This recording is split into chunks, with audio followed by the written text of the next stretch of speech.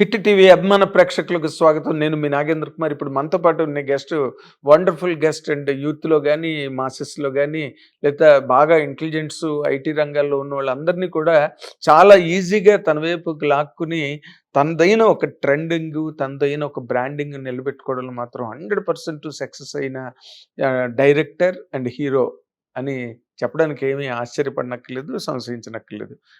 రేపు తను యాక్ట్ చేసిన సినిమా 'ఓం శాంతి శాంతి శాంతి' సినిమా రేపే రిలీజు.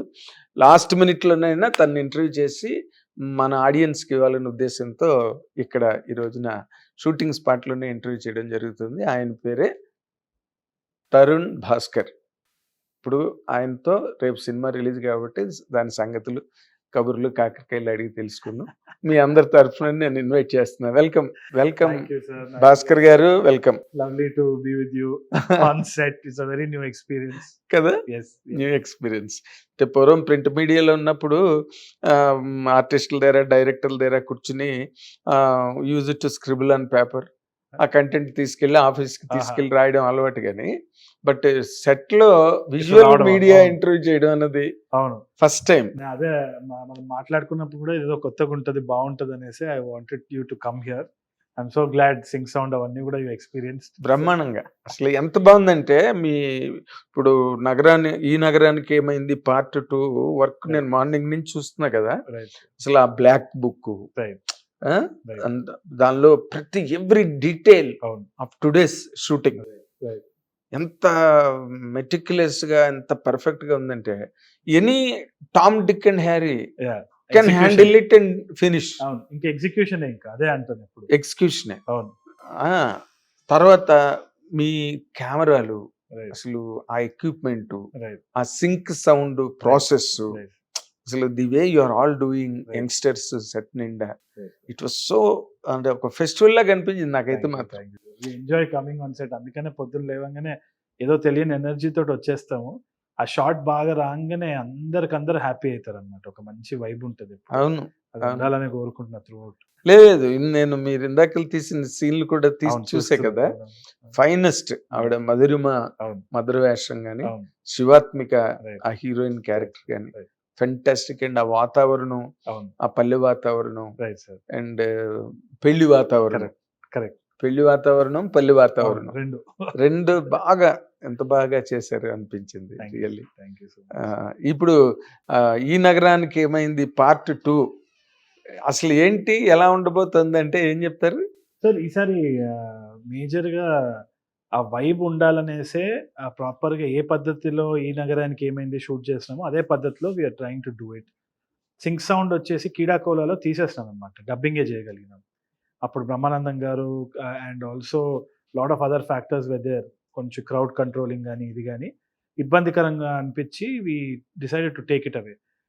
కానీ ఐ రియలైజ్ దట్ నా స్టైల్ అన్నది అండ్ ఇంకోటి ఒక ఆర్గానిక్ గా ఒక రియలిజం అనేది వచ్చేది. మనం డిస్కస్ చేసుకున్నాం కూడా ఆఫ్ కెమెరా. అవును, అది సింక్ సౌండ్ వల్లనే సాధ్యం. ఇంకోటి సింక్ సౌండ్ వల్ల వచ్చే డిసిప్లిన్ కూడా అది ఆల్మోస్ట్ పాత సినిమాల్లో ఫిల్మ్ టైప్ డిసిప్లిన్. ఫిల్మ్ అదే మిచిల్ కెమెరా మీద సౌండ్ పాజిటివ్ వస్తుంది. అది కాకుండా ప్రిపరేషన్ ఎక్కువ ఉంటుంది మనకి సింక్ సౌండ్ ఉన్నప్పుడు. పక్కన అజాన్ వస్తుందా, స్కూల్ ఉందా, ఇక్కడ ఎయిర్ కండిషనింగ్ ఉంటే దాని నుంచి హమ్ వస్తుంది. అంటే ఒక విధంగా మనం ఒక సెల్ఫ్ అవేర్ అయిపోతాం సెట్లో. చాలా మంది ఇప్పుడు మామూలుగా మనము ఈ తరంలో సెట్స్ చూసుకుంటే కూడా ఒక హడావిడి ఎక్కువైపోతుంది. డిజిటల్ కాబట్టి మనకి ఫిల్మ్ కాస్ట్ ఏం లేదు కాబట్టి ఒక కైండ్ ఆఫ్ హేస్ట్ ఏర్పడుతుంది అనమాట. చలో షార్ట్ పెట్టండి డిజైన్.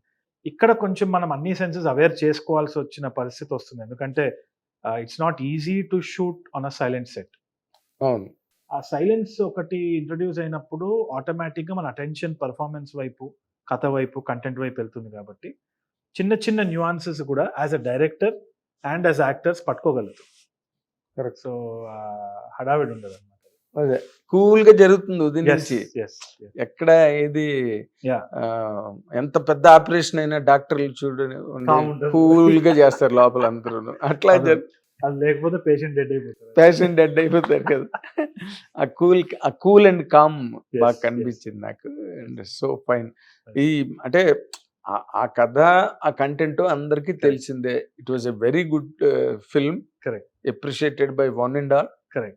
క్లాస్ అండ్ మాస్ అందరికీ నచ్చింది ఆ సినిమా. అవును సార్. అండ్ మీకు ఒక ప్రత్యేకమైన గుర్తింపు వచ్చింది దానివల్ల. ఏమీ వల్ల వచ్చింది. వచ్చింది. అవును. ఎందుకంటే అప్పుడు థియేటర్‌లో ఎక్కడికి వెళ్ళినా ఈ నగరానికి ఏమైంది అని చెప్పి ఒక యాడ్ వస్తూ ఉండేది. దాన్నే ఒక సెటైర్‌గా మనం అనుకున్నాము.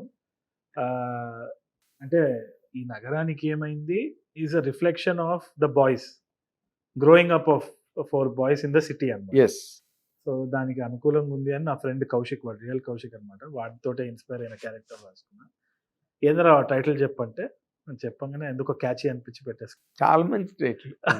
మంచి ఇప్పుడు సర్ఫ్ అని ఎవడైనా టైటిల్ పెట్టాడు అనుకో, అది అందరికి ప్రపంచవ్యాప్తంగా తెలుసు. సర్ఫ్ అందరికి లక్స్ ఇలాంటి టైటిల్స్ పెట్టేశారు అనుకోండి సినిమాకి, కామన్ మ్యాన్స్ టైటిల్ అయిపోయింది. Correct. That's what exactly happen to ఈ నగరానికి ఏమైంది. ఇప్పుడు ఈ పార్ట్ 2 తీసే దాంట్లో అంటే స్టోరీ డిఫరెన్స్ ఎట్లా పట్టుకొస్తున్నారు? మేజర్ గా ఏజ్ కూడా అయిపోయింది కదా సార్, అంటే ఒక 8 years అయింది. అబ్బాయిలకి కాలేజ్ తర్వాత ఒక థీమ్ ఉండొచ్చు, ఆ తర్వాత డెఫినెట్లీ ఫ్రెండ్షిప్స్ కూడా కొంచెం మెచ్యూర్ అవుతాయి, పెళ్ళికి వచ్చే వయసు వస్తుంది, రెస్పాన్సిబిలిటీస్, ఒక ఎర్లీ 30s లో ప్రెషర్ ఉంటుంది సొసైటీకి.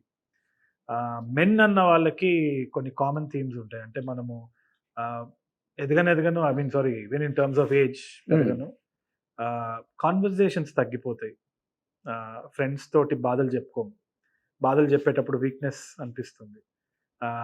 అమ్మాయిలు అంటే వాళ్ళు మాట్లాడుకుంటారు, ఒక కాఫీయో టీయో తాగేసి అన్ని బాధలు చెప్పుకుంటారు. కానీ అబ్బాయిలు అనే వరకు కొంచెం ఒక ప్రెషర్ ఉంటుంది, మనకి ఫైనాన్షియల్గా ఎర్న్ చేసే కెపాసిటీ ప్రకారంగానే మనని ఇంట్లో రెస్పెక్ట్ వస్తుంది. అది తెలిసి తెలియకుండా ఒక ఈగో కూడా క్రాష్ అయిపోతుంది, సెల్ఫ్ ఎస్టీమ్ పోయే ఆస్కారం ఉంటుంది. అట్ ద సేమ్ టైం మనం చెప్పుకోలేం బాధలు, దానివల్లనే చాలా మందికి ఇప్పుడు హార్ట్ ఇష్యూస్ ఇవన్నీ వస్తున్నాయి, మెంటల్ ఇష్యూస్ వస్తున్నాయి అని చెప్పుకోవడానికి కూడా కొంచెం నామోషిగా ఫీల్ అవుతూ ఉంటారు చాలా మంది.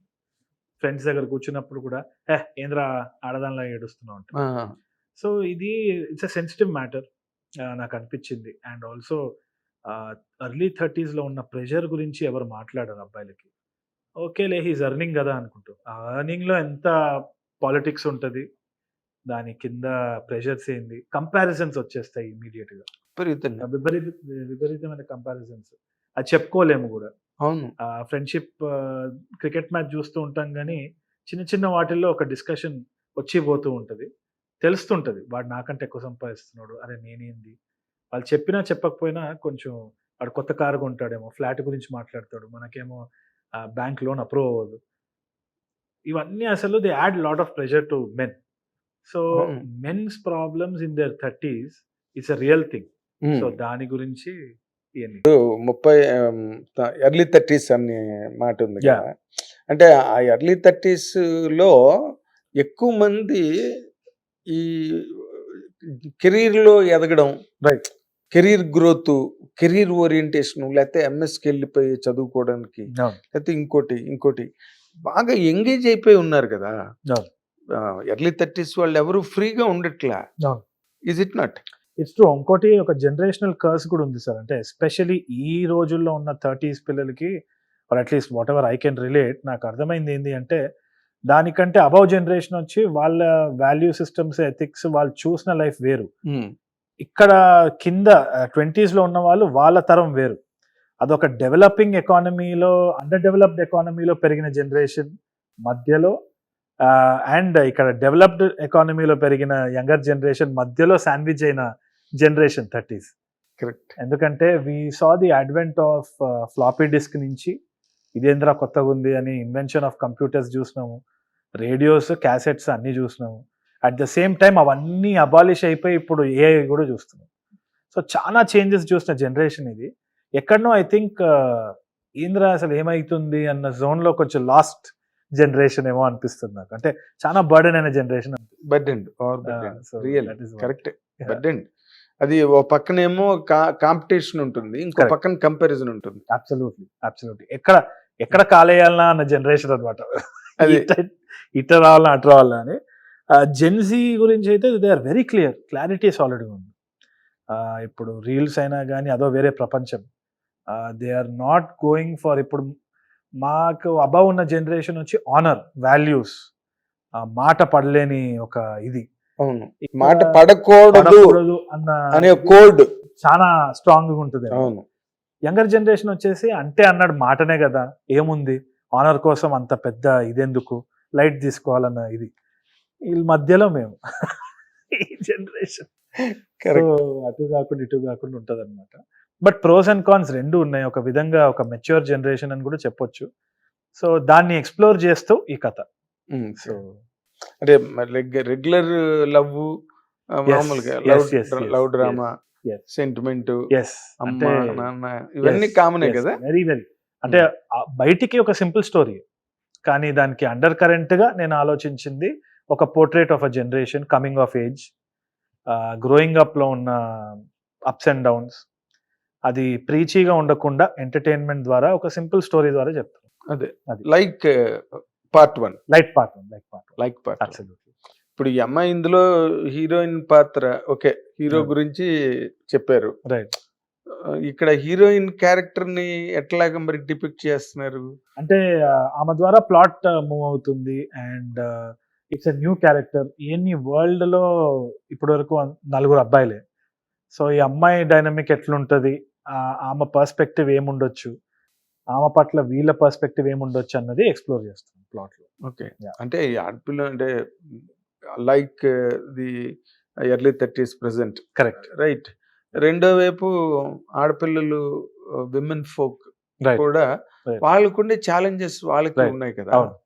వాళ్ళు దేర్ కెరీర్ ఓరియంటెడ్ గా ఉన్నారు, అండ్ సంప్రదాయాలు, పెళ్లిళ్ళు, అది వేరే వరల్డ్. ఇప్పుడు ఎంబీఏ చదువుకున్న అమ్మాయి ఎంబీఏ లెవెల్లో చూసుకుంటుంది. ఇంటికి వచ్చిన తర్వాత మళ్ళీ మన చుట్టాల అబ్బాయి గుంటూరులో ఉన్నాడు అనగానే గుండె అయిపోద్ది. అలాంటిది ఏదైనా ఆ వాతావరణం ఏమైనా ఉందా? అంటే వీఆర్ ఎక్స్ప్లోరింగ్ ఎవ్రీ పర్స్పెక్టివ్ అన్నమాట. ఇది మనకు జరిగే కథనే, మనం వినే కథనే, మనకు తెలిసిన కథనే, కాకపోతే with a good amount of twist and entertainment, treatment oriented. Okay, అంటే ఏ టైంలోని కూడా ఒక సొసైటీ మీద విప్ లాగా ఉండదా, విప్ లాష్ లాగా ఉండకపోవచ్చు. It's also internal sir. అంటే సొసైటీ అంటే మనమే, ఇట్స్ జస్ట్ అ మిర్రర్ అంతే. కాబట్టి సినిమా కూడా ఇట్స్ రెస్పాన్సిబిలిటీ ఇస్ టు ఒక అద్దం లాగా చూపించాలి వితౌట్ డిస్టార్షన్. ఏంది మనం అనేది ఎంటర్టైన్మెంట్ తో పాటు అది ఇవ్వగలిగితే థియేటర్ నుంచి ఏదో ఒకటి ఇంటికి తీసుకెళ్లేదానికి ఆస్కారం ఉంటుంది. అంటే at least we will be thinking afterthoughts ఉంటాయి. So I don't want people to leave the film behind in the theatre alone. అదే, సో ఐ వాంట్ ఇట్ బయటికి రాగానే సినిమా మర్చిపోయి ఎక్కడికి వెళ్ళామంటే ఆలోచించే పరిస్థితులు పడకుండా అది కొంచెం ఇంటి వరకు వెళ్ళి దాని మీద ఒక ఉక్రోషం, ఒక ఆవేశం, ఒక చిన్న ఆఫ్టర్ థాట్ అయినా, ఆఫ్టర్ థాట్ అంతే. It will make people think. In which direction? Internally మన ఇంటర్పర్సనల్ రిలేషన్షిప్స్ గురించి. కానీ ఇన్నర్ పర్స్పెక్టివ్ ఏంటి అన్నది, ఇప్పుడు మామూలుగా నాకు పర్సనల్ గా చాలా డిబేటబుల్ టాపిక్ వచ్చేసి వాట్ ఈస్ సక్సెస్. అంటే నా లైఫ్ లో కూడా చాలా మంది మీడియా పర్సన్స్ కూడా చాలా మంది దే ఆస్క్ మీ అన్నమాట, అంటే ఎందుకు ఇట్లాంటి సినిమాలు, why not up your game, అంటే పెద్ద హీరోలు కానీ లేకుంటే కెరియర్ ఓరియంటెడ్గా ఎందుకు లేరు, అది ఇది అని అంటారు. కానీ నా perspective around success he's always been very different. నాకు ఈ స్టేజ్కి రావడము, రోజు ఇట్లాంటి సెట్కి రావడం అన్నదే అదృష్టం అని భావిస్తాను. నేను ఏ రోజైతే ఆ నాయిస్ షట్ డౌన్ చేస్తానో నాకు కొంచెం ఇంటర్నల్గా పీస్ఫుల్ ఉంది. కానీ ఇన్స్టాగ్రామ్ ఓపెన్ చేయగానే కంపారిజన్స్ ప్రతి ఒక్కరి లైఫ్లో, నా లైఫ్లో అని కాదు, obviously we're trying to show what we're not. Instagram లో ఏదైనా అందంగా ఉంటేనే లైఫ్ లో పెడతాం, వికారంగా ఉంటే we won't put it up on social media. Definitely. So the ugly side of life అన్నది ఎవరు పోర్ట్రేట్ చేయరు అక్కడ సోషల్ మీడియాలో. సో పక్కనోడి లైఫ్ ఎప్పుడు అందంగా ఉంటుందన్న యాంగర్ తోటో, జెలసీ తోటో, లేకుంటే ఐఎమ్ నాట్ గుడ్ ఇనఫ్ అన్న ఫీలింగ్, ప్రీకన్సీవ్డ్ నోషన్ చాలా ఎక్కువైపోతుంది. సో సక్సెస్ అన్న దాని మీద, సక్సెస్ వెరీ పర్సనల్. ఇప్పుడు నేను నా కెరియర్ని నేను ప్లాట్ చేసుకొని ఒక మెట్రిక్లో చెప్పొచ్చు, ఇన్ని క్రోర్స్ చేశాడు, బాక్స్ ఆఫీస్ వాల్యూ ఇంత అని. కానీ మనము సబ్బులు అమ్మే బిజినెస్లో లేము, ఇది సినిమా కూడా. సో దానికి ఒక క్వాంటిఫై చేయలేము. ఒక సినిమా ఇంపాక్ట్ ఏంది అని క్వాంటిఫై చేయలేము. ఎందుకంటే బాక్స్ ఆఫీస్‌లో we know that footfalls వచ్చినాయి కరెక్టే ఆబ్వియస్‌లీ. కానీ దాని తర్వాత కూడా ఒక లైఫ్ ఉంటుంది సినిమాకి. ఒకరిని మార్చే పర్స్పెక్టివ్ కూడా ఉంటది. So many factors are there to define somebody's success. And that is something that I am definitely talking about in the film also. Okay. Yeah! ఇప్పుడు ఈ సినిమాది ఇలా ఉండగా రేపు ఓం శాంతి శాంతి శాంతి ఓం శాంతి శాంతి ఓం రేపు రిలీజ్. ఎన్ని శాంతులు పెట్టారండి దాంట్లోనే అసలు. అవును. ఫస్ట్ ఓం శాంతి అనే అయింది వర్కింగ్ టైటిల్. దాని తర్వాత ఇంకో 3 శాంతులు యాడ్ చేసే వరకు ఎందుకు? అదే నాకు అర్థం కాలేదు. ఎందుకురా 3 శాంతులు యాడ్ చేస్తారంటే ఐ థింక్ సజీవ్ అనే director his perspective around the story, the way he adapted it చాలా ఇంట్రెస్టింగ్ పర్స్పెక్టివ్ అనిపించింది. అంటే చాలా రిజిడ్‌గా ఉన్నాడు. మొండి మనిషి ఫస్ట్. సో ఆ మొండితనం వచ్చేసి నాకు ఇబ్బందికరంగా ఉండేది. ఎందుకంటే మీరు కూడా ముందు మనిషి కదా. అంటే ఒక విధంగా నేను పర్స్పెక్టివ్ లోనే ఉంటాను. కానీ యాజ్ అన్ యాక్టర్ నేను నోరు మూసుకొనే ఉంటాను ఎప్పుడు. ఐ డోంట్ ఈవెన్ అంటే బికాజ్ యూర్ అ డైరెక్టర్, నాకు you value- know to what extent what extent director we should should be exactly, honoured. correct. నాకేంటి అంటే ఇంటర్ఫియరెన్స్ ఇస్ అమేజింగ్ సార్. అంటే collaboration is great. There is a thin line between collaboration and interference. yes. So నేను ఎప్పుడు కాన్షియస్గా ఉంటాను as an actor. కాకపోతే నాకు కొన్ని పర్స్పెక్టివ్ ఉండేది. అంటే ఒక సెట్కి వచ్చిన తర్వాత జడ్జ్మెంట్ నాకు ఎక్కువ ఉంటుంది. ఏంది ఇది కరెక్ట్ వెళ్తుందా లేదా నా పర్స్పెక్టివ్లో. కానీ I was so wrong. Footage అంతా చూసిన తర్వాత తక్కువ అంచనా వేస్తున్నాను సజీవ్ని అని అనిపించింది. రఫ్ కట్ అంతా చూసిన తర్వాత ప్రతి ఒక్కరికి ఒక పర్స్పెక్టివ్ ఉంటుంది. ఇప్పుడు మీరు ఈ సెట్కి వచ్చి ఇట్లా సైలెంట్గా ఉంది, సింగ్ సౌండ్ వాడుతున్నాం అన్నంత మాత్రాన it's not like it's better than some other film. వాళ్ళ ప్రాసెస్ కూడా వాళ్ళకి అనుకూలంగానే ఉంటుంది. బట్ వాళ్ళ అవుట్కమ్ వాళ్ళది. అదే that's the thing. There is no right way to make a film. ఏం లేదు, ఒక There's no- ప్రిస్క్రైబ్డ్ ఫార్మేట్ ఏం లేదు. ఏం లేదు. సినిమా ఇలా తీస్తేనే ఆడుతుంది. ఆడుతుంది. డిటెక్టివ్ సినిమా ఆడుతుంది ఒకసారి, Correct. ఫ్యామిలీ డ్రామా ఆడుతుంది, ఆడుతుంది. ఎంటర్టైన్మెంట్ ఆడుతుంది, Correct. లేకపోతే టీయర్ఫుల్ ఫిల్మ్ ఫిల్మ్ కళ్ళు నీళ్ళు పెట్టుకుని చూసిన సినిమాలు ఉన్నాయి. Some times over dramatic also works. Different world's అది అన్నమాట. can say. సో నాకు అది బ్రేక్ అయిందంటే ఓం శాంతి ద్వారానే. సో అవునా? 100%. అది Sajeev had a very unique perspective. Godavari background లో and he made the entire film also. మేజర్గా అక్కడ నాకు అనిపించింది this guy knows what he's doing అని. సో ఆ 3 శాంతులు కూడా యాడ్ చేసినప్పుడు దీని వెనకాల ఏదో ఉంది అని చెప్పి ఐ రియలైజ్. చెప్పలేదా ఇప్పటి వరకు? ఇప్పటివరకు ఏం చెప్పలేదంటే రేపే కదా రిలీజ్. ఇప్పుడు మన ఇంటర్వ్యూ అప్లోడ్ అయ్యేసరికి అప్పుడే అమెరికాలోనే గట్ట పడిపోతాయి పడిపోతుంది ఇప్పటి వరకు. అదే అంటున్నా. But I think it was an inspired this thing from Chiranjeevi sir song. I think Om Shanti Om Shanti అది అయ్యారి పూబంతి. కరెక్ట్. అది నేను ఒక పడవ మీద పాడుతూ ఉంటాను గోదావరిలో to propose to the girl. So అప్పుడు అర్థమైంది, ఓహో ఇదేదో is inspired from that song. Ilaiyaraaja గారి పాట. ఇళయరాజా ఛాలెంజ్ సినిమా నుంచి ఆ పాట వాజ్ ది ఇన్స్పిరేషన్ అని అనుకున్నా. మరి ఇంకో 3 శాంతిలు వచ్చేసి I think he should give a clear explanation about it. After the film becomes a hit. Hopefully. Fingers crossed. అంటే ఆయన చిరంజీవి గారి ఫ్యానా direct? No, who is not a fan, sir? Obviously he is one of the legendary actors that we have here. Yes. So I think ఇప్పుడు and I think ఒకటి నేను observe చేసింది ఏంటంటే ఈ సంక్రాంతికి ఎటువంటి డిఫరెన్స్ లేకుండా అందరూ ఎంజాయ్ చేస్తున్నారు చిరంజీవి సార్ సక్సెస్ ని. అవును. It was a well deserved comeback. Anil బైది కూడా I think he completely changed his gears, handled him very well.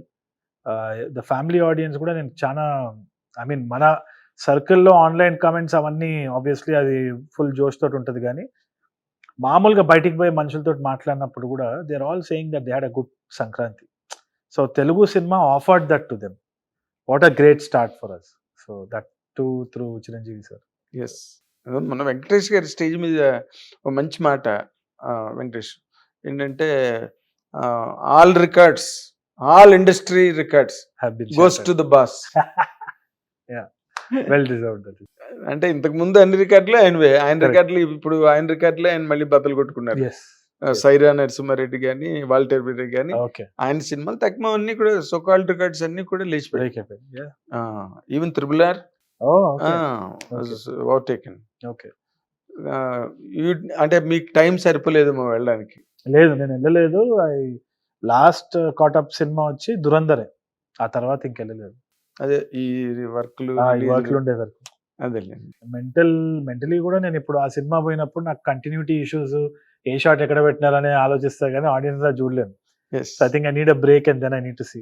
Fantastic. ఇక్కడ ఈ ఓం శాంతి శాంతి సినిమాలో సజీవుని పక్కన పెట్టండి కానీ మీకు ఒక పర్సనల్ చిన్న ఎడ్జ్ రిస్క్ ఉన్నదని అనిపిస్తుంది నాకు. అవును.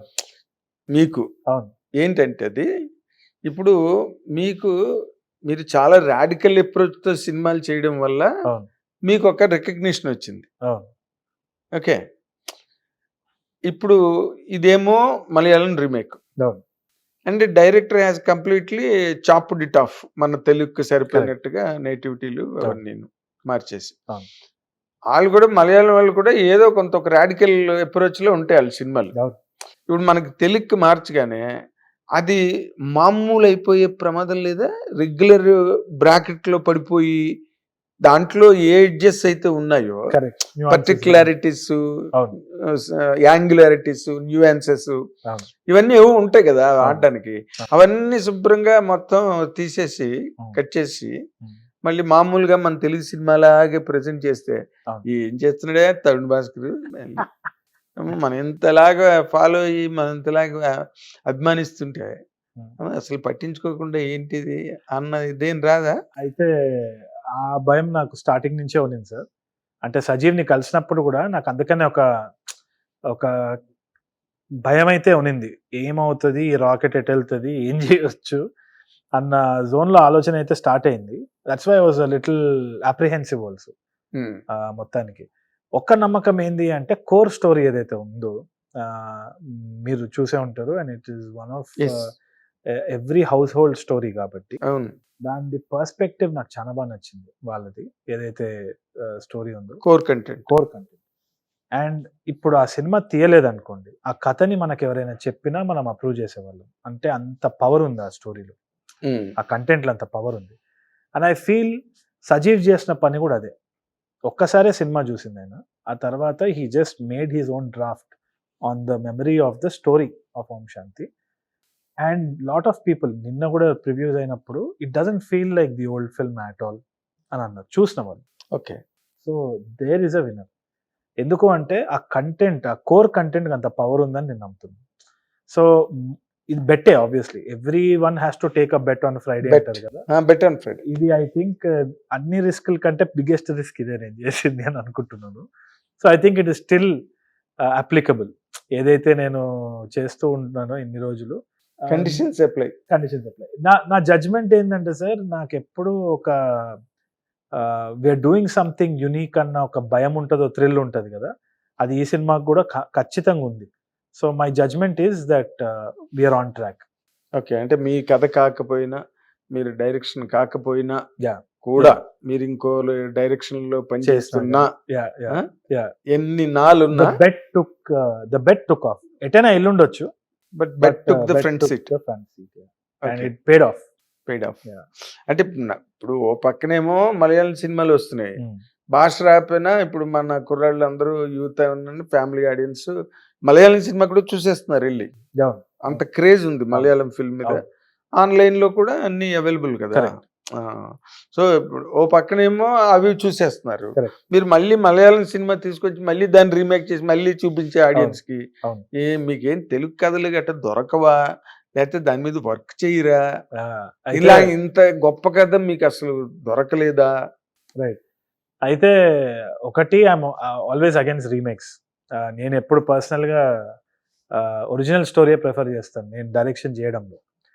సో ఇనిషియల్గా ఈ స్టోరీ నాకు యాజ్ అన్ యాక్టర్ రావడంతో ఫస్ట్ క్వశ్చన్ నేను రేజ్ చేసింది ఇదే, అంటే do you want a remake? ఎందుకంటే ఇప్పుడు ఈ తరంలో మళ్ళీ చాలా మంది చూసుంటారు కదా, అంటే ప్రొడ్యూసర్స్ ఎవరైతే ఉన్నారో they had a very clear statistical data. ఎందుకంటే సినీ ఫైల్స్ మన చుట్టూ ఉన్న వాళ్ళు ఒక అర్బన్ కారిడార్లో ఉన్న ఆడియన్స్ అయితే తప్పకుండా చూసే అవకాశం ఉంది. And they would have heard about the film, సబ్ టైటిల్స్తో చూసుంటారేమో, ఆడియో లాంగ్వేజ్ కూడా ఉంది. కానీ it did not percolate so much. Urban centres తప్పితే రూరల్లో, టైర్ 2 సిటీస్లో, టౌన్స్లో వెళ్ళలేదు. అన్న డేటా వాళ్ళ దగ్గర ఉంది. So they knew that they wanted to take a risk, ఎందుకంటే the story had the power of going there. It did not reach as much as it reached in Malayalam. వాళ్ళ రూరల్ సెంటర్స్లో ఎట్లయితే రీచ్ అయిందో తెలుగులో అంత ఆడలేదు ఓటీటీలో.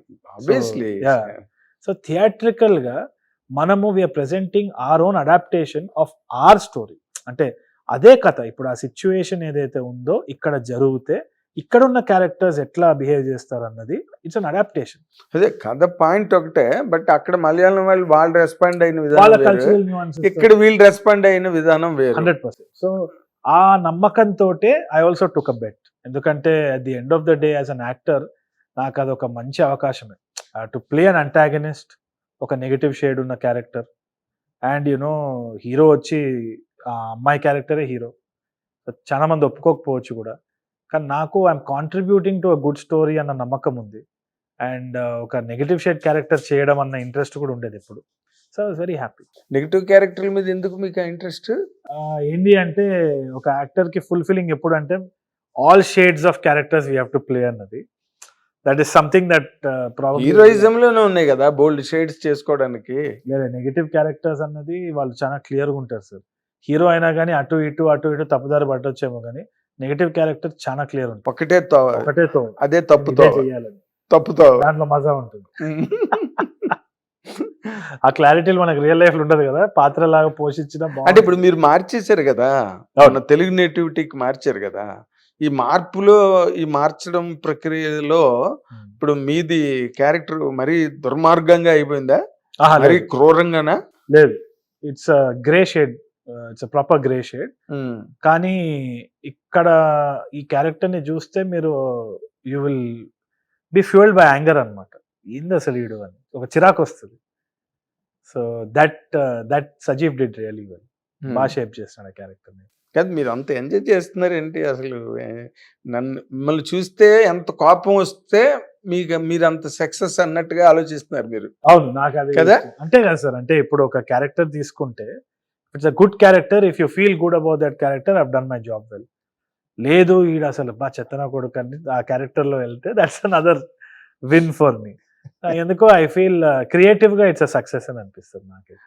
అదే క్రియేటివ్ సక్సెస్. ఎప్పుడైనా కూడా విలన్ కున్నంత variation hero be good do good కదా, అంతే. ఆఖరి వరకు అన్ని జాలి పడాలి, యాంగర్ ఉండాలి, నవ్వించాలి, అన్ని చేయాలి. విలన్ అంటే ఇంకా విలనే, ఇంకొకటే ఒక కైండ్ ఆఫ్ క్లారిటీ, ఒక కైండ్ ఆఫ్ మ్యాగ్నెటిజం ఉంటుంది విలన్ కి. ఇప్పుడు ఈ సినిమా రిలీజ్ అయిన తర్వాత నెక్స్ట్ మీది ఇదేగా, ఈ నగరానికి ఏమైంది? ఇది కాకుండా 2 సినిమాల్లో ఆల్రెడీ యాక్ట్ చేశాను sir, that is due for release. Okay, ఇప్పుడు ఇది అక్టోబర్ అన్న ఏదో విన్నాను, అరౌండ్ అక్టోబర్ నవంబర్. ఈ నగరానికి part 2 later part of this year. So రేపు ఈ సినిమా రిలీజ్, అక్టోబర్ లో ఆ సినిమాలు, మధ్యలో 2 సినిమాలు రిలీజ్ అయిపోతాయా? అవును. ఓ, మీ పేస్ బానే ఉంది ఈసారి. It's already been like that sir, always been like that. ఎప్పుడు నన్ను చాలా మంది అంటూ ఉంటారు, నేను మామూలుగా ఇంటర్వ్యూల్లో నేను బద్దకస్తుని అని కావాలని అంటాను, బట్ మా మదర్ ఇంకా మా రిలేటివ్స్ మా ఫ్రెండ్స్ ఎప్పుడు అంటారు, అరే నువ్వు ఎప్పుడు ఖాళీగా ఉన్నావు అంటారా, ఏదో ఒకటి చేస్తూ ఉంటాను. కానీ నాకు తెలిసి people only look at direction, ఇన్ని సినిమాలే చేస్తున్నావు ఏంది కథ అని. కానీ బ్యాక్గ్రౌండ్లో there is always some work going on. ఒక టీవీ షో హోస్ట్ చేసినా కానీ, లేదు అంటే వెబ్ సిరీస్ ఎగ్జిక్యూటివ్ ప్రొడక్షన్, లేదు writing, dialogues, editing, something on the other creative job is always there. But ఈసారి మాత్రం కొంచెము ప్రాపర్గా డైరెక్షన్లోనే వెళ్దామని చెప్పేసి lined up few projects next కి. డైరెక్షన్ కేవలం, యా మళ్ళీ నటించడాలు గట్రా దానిలో ఏం లేదు. ఇప్పుడు I'm taking a small break from that and just focusing on direction, ఎందుకంటే 2-3 ప్రాజెక్ట్స్ లైన్డ్ అప్ ఉన్నాయి. ఓకే, సో దానికని. ఓకే, అంటే మీకు ఏది బాగా అంటే కూల్గా కానీ, ఒక కంఫర్టబుల్గా కానీ? ఇప్పుడు డైరెక్టర్ ఛాలెంజెస్ ఎక్కువ హీరో కన్నా. ఇప్పుడు మీరు ఇదే ఫర్ ఎగ్జాంపుల్ ఈ సినిమా తీసుకోండి, మీకు నచ్చింది క్యారెక్టర్ చేస్తే బాగుంటుందని చెప్పి ఫిక్స్ అయిపోయి చేశారు. సినిమా ఆడిందా, బా తరుణ్ భాస్కర్ తీసాడమ్మా, చిన్న తేడా వచ్చింది అనుకోండి, ఈ సజీవ నిర్జీవ ఏంది ఇది అసలు అన్నది వెంటనే డైరెక్టర్ మీదకి వెళ్ళిపోతుంది కదా. మరి దాని గురించి ఎప్పుడు ఆలోచించలేదా మీరు? అంటే అదే సార్, అంటే fame is a byproduct. ఈ తిట్టుకోవడాలు, పొగడడాలు, they are all byproducts of the industry that we are in. కానీ దాన్ని మెయిన్ ఫోకస్‌గా పెట్టుకొని దాన్ని చేజ్ చేస్తే మనమైతే ఇంకా సాటిస్ఫాక్షన్ ఉండదన్నది నాకు ఎర్లీ ఆన్ అర్థమైపోయింది స్టార్టింగ్‌లోనే. ఎందుకు అర్థమైందండి? స్టార్టింగ్‌లోనే బేసిక్‌లీ ఎందుకు అర్థమైందని అడుగుతున్నాను నేను. ఎందుకంటే ఇది వస్తానే ఉంటాయి. ఏం చేసినావు, మంచి పని చేసినా, చెత్త సినిమా చేసినా, there is always going to be up and down. ఎందుకంటే ఇట్స్ అ పర్స్పెక్టివ్. ఇప్పుడు ఇంటర్నెట్ కూడా పోలరైజ్ అయిపోయింది. ఇప్పుడు నా పర్స్పెక్టివ్‌లో నేను మంచి సినిమా ప్రెజెంట్ చేసినా గానీ, దాన్ని పొగిడేటోళ్ళు ఉంటారు, తిట్టేటోళ్ళు ఉంటారు. గ్యారంటీడ్. అందరూ యెస్ అని చెప్పేసి అంత చాలా బాగుందని చెప్పే ఇదైతే ఉండదు. And at the same time అందరూ తిట్టే ఇది కూడా ఉండదు. ఎవడికో ఒకడికి నచ్చుతది. సో నాకు తెలిసి it's a Gamble. The more I got deeper into it, సరే ఇది చేద్దాము, ఈ ఎక్స్పెరిమెంట్ చేద్దాము, ఆ ఎక్స్పెరిమెంట్ చేద్దాము, ఇది చేస్తే వర్కౌట్ అది చేస్తే వర్కౌట్. నాకు అర్థమైంది ఏంటి అంటే 100% there is no way of telling that ఈ ఫ్రైడే మన ఫ్రైడే అని చెప్పలేము. ఇప్పుడు లేదు, ఎవరు చెప్పలేదు. ఎవరు చెప్పలేము. So I realise that we have to keep doing our work. Result ఏదైతే ఉందో, whether they scolders are praisers, అది బై ప్రోడక్ట్. అండ్ అది అంత అన్కంట్రోలబుల్ సిచ్యువేషన్లో ఉంటే దాన్ని చేజ్ చేయడం వేస్ట్. ఏదైతే డెఫినెటివ్ ఉందో దాన్ని చేజ్ చేయడం better. Work is better to chase, not the glory behind it. Not the result or not the result of the glory behind it. అంటే ఈ నటుడు నటుడు అన్నది చాలా సులభమైన పని అండి. రైట్. ఒప్పించగలిగి అది కూడా మళ్ళీ డైరెక్టర్స్ ఛాలెంజే. అవును. మీ చేత బాగా చేయించడం, తరుణ్ భాస్కర్ చాలా బాగా చేశాడని ఆడియన్స్ కనిపించాలంటే again it is the contribution of the director finally కదా. సో డైరెక్టర్ మీద ఎక్కువ పడే ఈ పనిని మీరేం చేస్తుంది ఏమంటున్నారు? ఇప్పుడు నేను కంప్లీట్ గా డైరెక్షన్ మీదే నేను ఫోకస్ పెడదాం అనుకున్నా. ఇప్పుడు మీరు ఈ సినిమా రేపు హిట్ అవడానికి అవకాశం ఉందని అంటున్నారు, ఇద్దరు ముగ్గురు అన్నారు నాతో. అది హిట్ అయిన తర్వాత మళ్ళీ మీకు క్లాష్ మొదలవుతా, ఈ క్యారెక్టర్ చేస్తావా అని ఆఫర్లు స్టార్ట్ అయ్యి మీకు రావచ్చు. కాకపోతే నేను ఒక డెసిషన్ అయితే తీసుకున్నాను. చాలా మంది క్లోజ్ ఫ్రెండ్స్ ఇండస్ట్రీలో కూడా they have asked me and I politely rejected.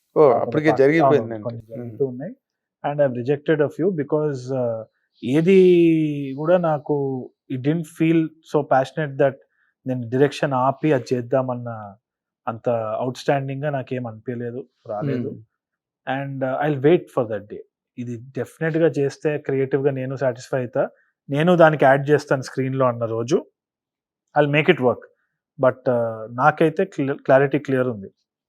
I have to make sure that next 2 years I'm in direction. నాకు లైన్అప్ ఆఫ్ మై ప్రాజెక్ట్స్ అదే. ఓకే, అది. అండ్ ఇప్పుడు రేపు 1, 2, 3 అన్ని రిలీజ్ అయిన తర్వాత, అంటే ఇప్పుడు ఒక్కవేళ మీరు అన్నట్టుగానే గ్రేట్ క్యారెక్టర్ ఇది వదలలేం మనం, we can't afford to leave it అని అనిపించింది అనుకోండి, that also poses a problem to you. That will pose a problem, పెద్ద ప్రాబ్లం. అది మళ్ళీ ప్రాబ్లమే, అది కూడా నేను అవి అంత గొప్పది వచ్చినప్పుడు నేను చూస్తాను, ఆలోచిస్తానప్పుడు ఈలోగా నా డైరెక్షన్ నేను చేసుకుంటున్నాను అన్నట్టుగా ఉండదు కదా. ఎవరి బుర్రలో ఏం ఆలోచన ఉంటుందో చెప్పలేరు కదా. రేపు వచ్చి కూర్చున్నాడు అనుకోండి, మీకు అది నచ్చింది అనుకోండి, then what is the fate? ఇంకా ఆ టైంలో నేను చూసుకోవడమే సార్. ఇంకా నాకైతే my schedule is pretty packed ఈ 2 సంవత్సరాలు అయితే, ఈ నెక్స్ట్ 2 years ఈ ప్రాజెక్ట్స్ ఏదైతే లైనప్ ఉన్నాయో.